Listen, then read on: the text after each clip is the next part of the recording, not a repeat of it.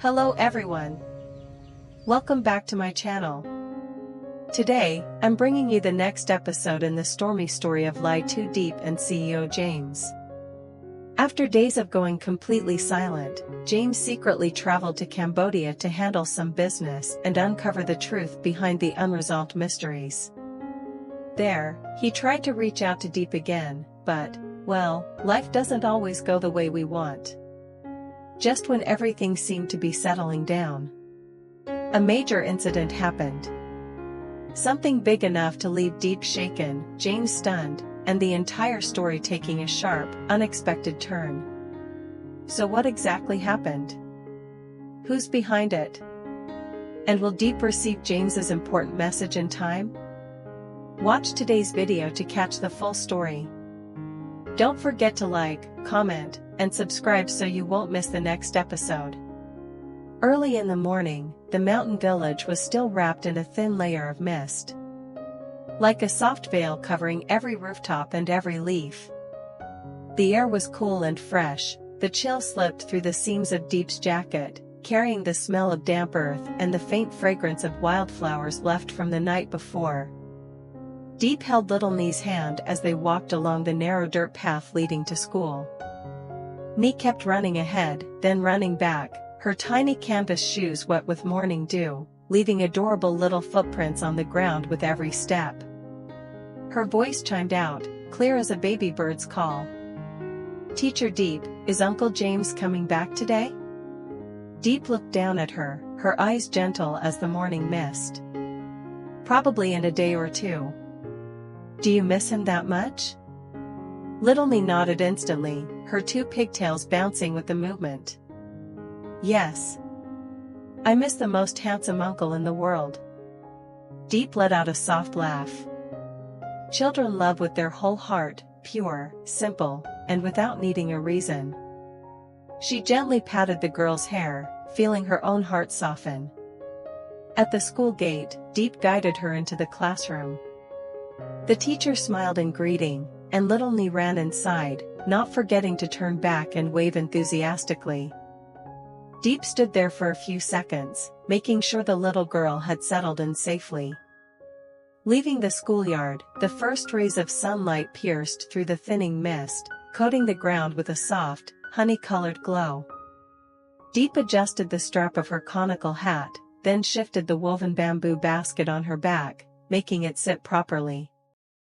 The strap against her shoulder felt a bit cold, but familiar. This was the way she walked up the hills every morning. No engine noise. Only the steady sound of her footsteps and the rustling of dry leaves beneath them.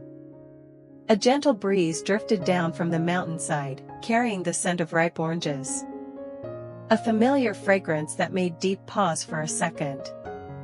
She inhaled deeply, then continued walking toward the orange hill, step by steady step along the dirt path winding toward the mountain slope. A new morning was beginning. And Diep kept moving forward on her familiar path, the bamboo basket on her back, and countless things waiting for her ahead. The first light of dawn rose behind the distant mountain range, spilling over the hillside like a stream of golden honey. The entire orange grove lit up, shimmering more beautifully than any painting. Dew clung to the edges of the leaves, and the moment sunlight touched them, they sparkled like thousands of tiny glass beads, slowly rolling along each leaf vein. Ripe oranges stretched out in rows and terraces. Every fruit was plump and glossy, glowing as if someone had carefully polished each one by hand. The early breeze passed through, making the whole grove sway gently, creating a sound soft as silk brushing together. Diep set her woven basket down at the base of an orange tree and rolled her sleeves past her elbows. Golden sunlight fell across her arms, highlighting her sun-kissed skin, the kind of beauty born from living among mountains, hills, harsh noon sun and cool dawn mist. A breeze drifted by, carrying the scent of ripe oranges mixed with the earthy smell of morning soil.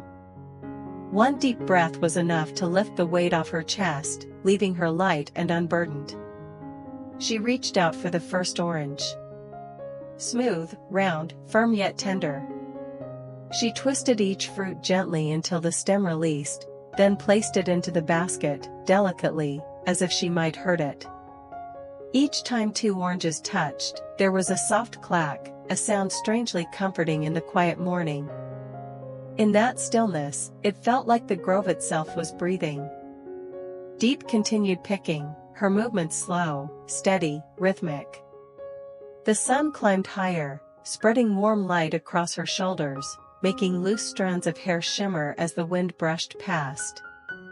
Then suddenly, her phone rang. In the calm of the hillside, the sharp chime startled her.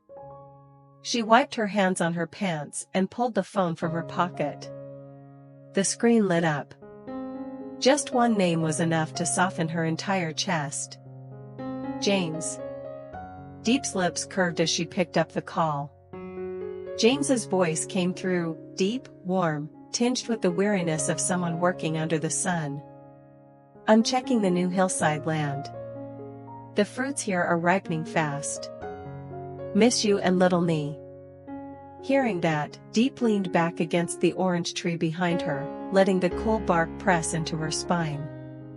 The morning wind brushed through her hair, while James's voice felt like a different kind of sunlight, warm but gentle, soft yet striking straight into her heart. She replied quietly, her voice low and tender. "We miss you too. Don't overwork yourself, okay?" A soft chuckle came from the other end. Not loud, just that small, warm, unmistakably James kind of laugh. Just from the sound alone, she could imagine him standing somewhere on that faraway hillside, hand raised to block the sun, smiling. They didn't talk much. But every sentence, every breath, every pause between them, carried more meaning than any long conversation. As long as they could hear each other's voice. As long as they knew the other was safe. That was enough to keep their hearts light for the rest of the day. By noon, when the sun had risen high and its sharp golden light poured down across the entire village, Diep carried the sacks of freshly picked oranges down to the collection house at the foot of the hill. The dirt path that had been cool in the morning was now warm and dry, fine dust clinging to the back of her shoes with every step. The collection house was busier than usual today. Voices overlapped with laughter, the clatter of weighing scales, and the scraping sound of sacks being dragged across the concrete floor, all blending into the familiar, everyday symphony of farming life. Diep placed each sack on the large scale. The owner, an older woman, strict by nature but with a soft spot for farmers, bent down, opened the sack, and gently squeezed a few oranges to check. She narrowed her eyes, then nodded with genuine approval. "Your oranges are always sweet. I'll take the whole batch." A simple sentence, yet it warmed Diep's throat instantly. For farmers, sometimes a sincere compliment is enough to make up for an entire morning of exhaustion. The owner counted the money, stacked it neatly, then handed it to Diep. It wasn't much, but enough for her to manage for a few days, enough to buy some food, some supplies for little Nhi, enough to get by until James returned and helped her settle everything again. Diep accepted the money, bowed in thanks, and stepped outside. The midday sun was harsh now. Its light fell straight down, heating the fabric of her shirt, and the road ahead shimmered as if coated in gold. She adjusted the strap of her basket, lifted it onto her back, and began walking home. With every step, the faint scent of oranges lingering on her hands drifted up with the breeze, strangely comforting. On the walk back, only one thought occupied Diep's mind. What should she cook for little Nhi this afternoon? Thinking of the child's big, round eyes whenever she sat at the table made Diep's heart soften, her steps naturally quicken. A scorching noon. A small sum of money to survive a few days. A woman quietly walking home. Yet inside her chest was enough warmth to cook a delicious meal that evening. For the child she loved most. As soon as Diep pushed the creaking bamboo gate open, she froze. The afternoon sunlight stretched across the front yard, casting the long shadow of a man all the way up the wooden steps. He stood leaning against a wooden pillar, as if he had been waiting for a long time. Around 30. A worn black jacket with frayed cuffs. A sharp, angular face, defined jawline, and eyes deep and heavy, as though they carried an unfinished story. Dusty hair, dirt-stained canvas shoes, and an aura that spoke of someone who had weathered storms, bruises, and regrets. Not the dangerous kind of rough, but the kind molded by too many battles, too many scars, leaving behind a quiet, tired heaviness he tried to hide. Diep tightened her grip on the basket strap, instincts sharpening. Her voice low but steady.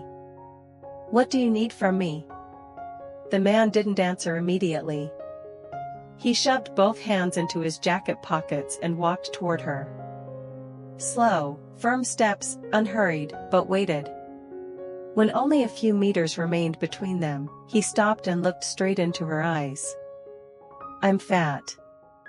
A friend of James." Just 4 words, but Diep's heart jolted. As if someone had pulled a guitar string too tight. She knew that name.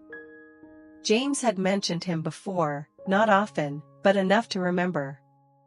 Fat, a half-street, half-reformed man. Someone who had been through the underworld, caused trouble, made enemies. But later stepped away from all of it, living quietly in the shadows. A man James respected, watched carefully. Yet trusted absolutely when it came to loyalty. His sudden appearance at her doorstep. There was no way this was normal. Diep's throat went dry. In just a few seconds, her mind filled with questions she had no answers for. Diep drew in a quiet breath and opened the door wider, inviting Fat inside. Despite the shock, despite the warning bells ringing in her head, she still carried herself the same way she always did, calm, tidy, never rushed. Fat stepped in.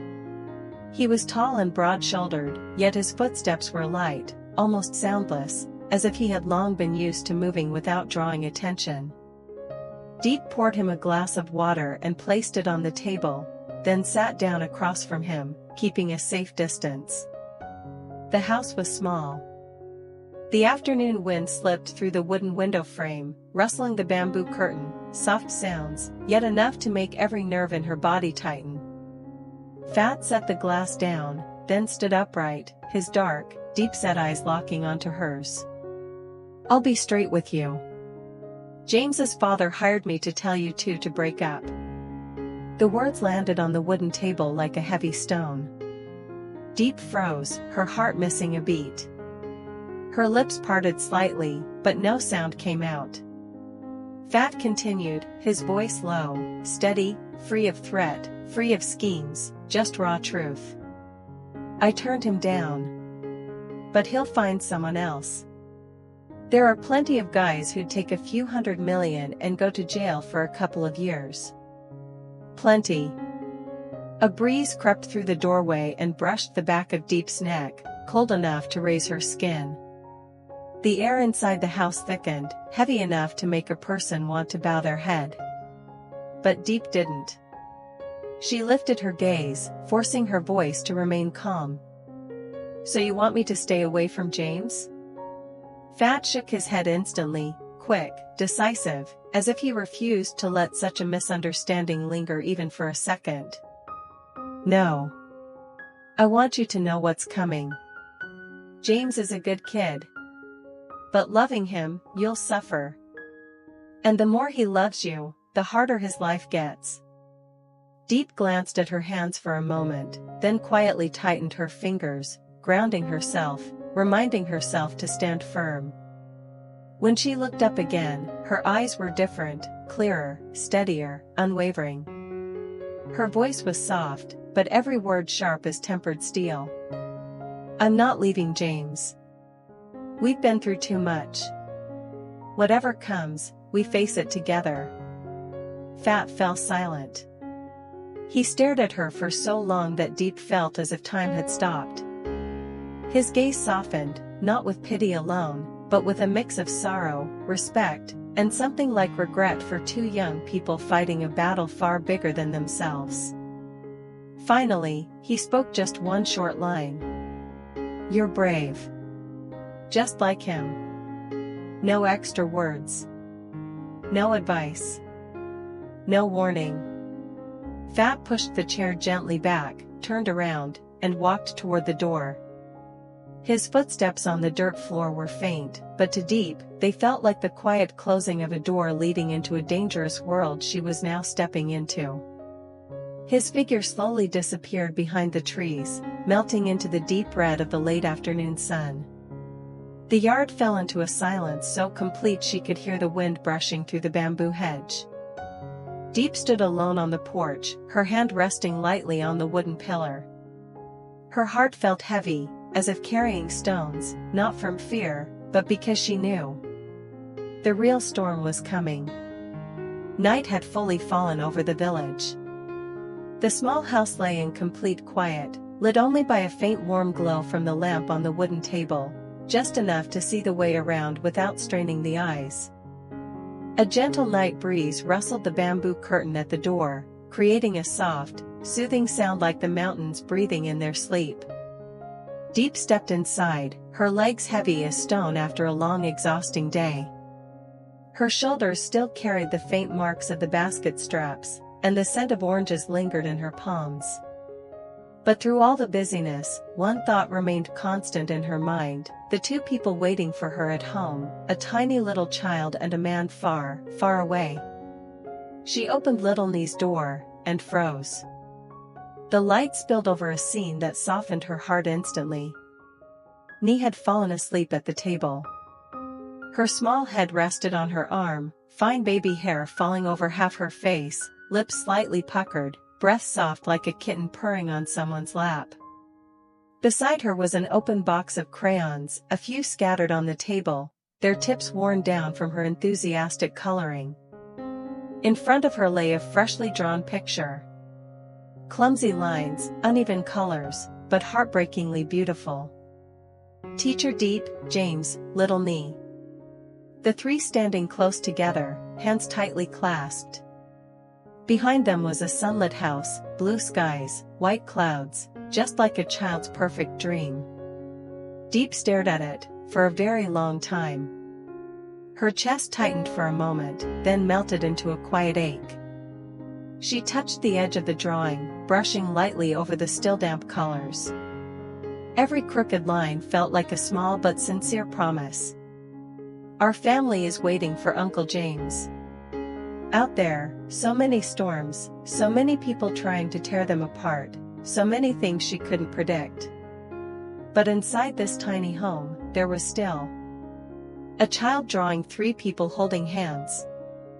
A woman trying her best every single day. And a space kept warm for James to come home to.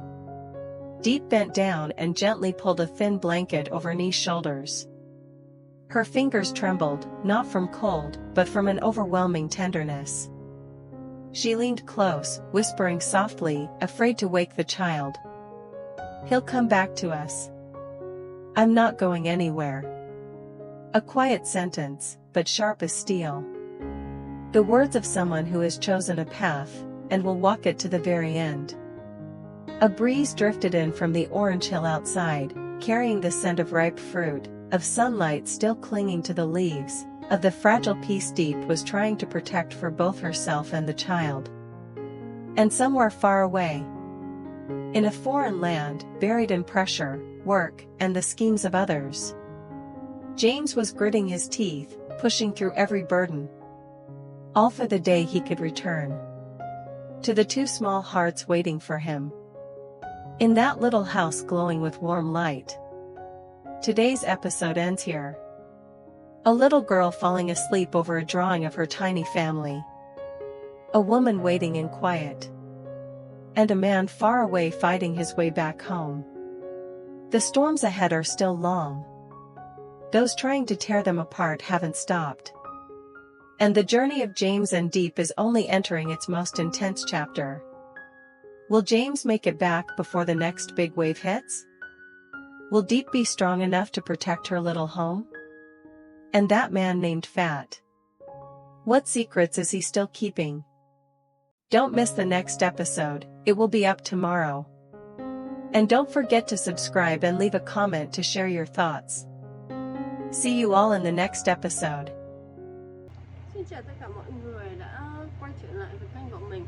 Hôm nay thì mình tiếp tục đưa đến với mọi người video về câu chuyện tình yêu của Nhi Diep và Singlemother nha mọi người. Theo dõi cho đây. Bây giờ thì mình đang đặt tên video.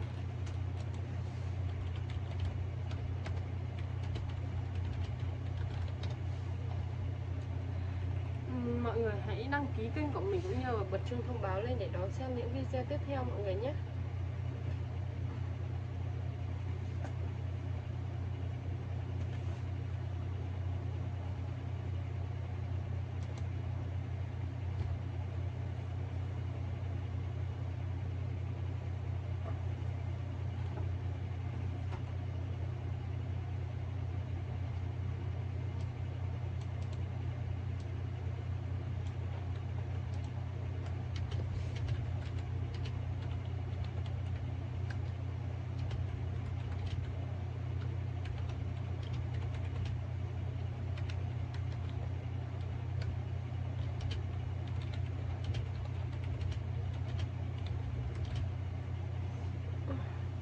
Bây giờ thì mình vẫn đang làm tiêu đề đặc biệt mọi người nha.